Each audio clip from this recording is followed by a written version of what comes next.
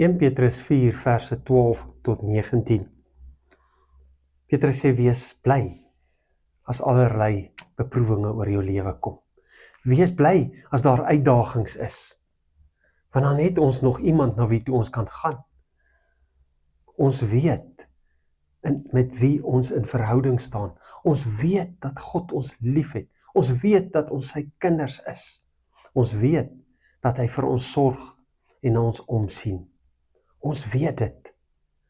Ons weet dat die tyd is naby. Vers 17, die tyd vir die oordeel het aangebreek. Dit begin by die huis van God. En as ook ons geoordeel word, en dit is nog meer die begin, wat sal die uiteinde dan wees van hulle wat nie na die evangelie van God wou luister nie. Die oordeel begin by elkeen van ons, want ons staan almal voor God. Ons het Jesus.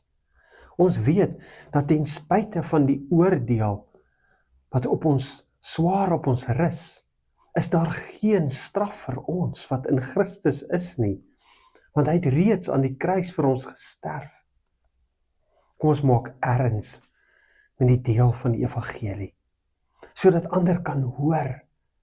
Kom ons vertel hulle hoe wonderlik dit in ons eie lewe na vore kom, en hoe groot verskil dit vir ons maak, wat ons wil hê hulle moet saam met ons op die dag van oordeel jubel oor wat Christus vir ons doen en vir ons beteken.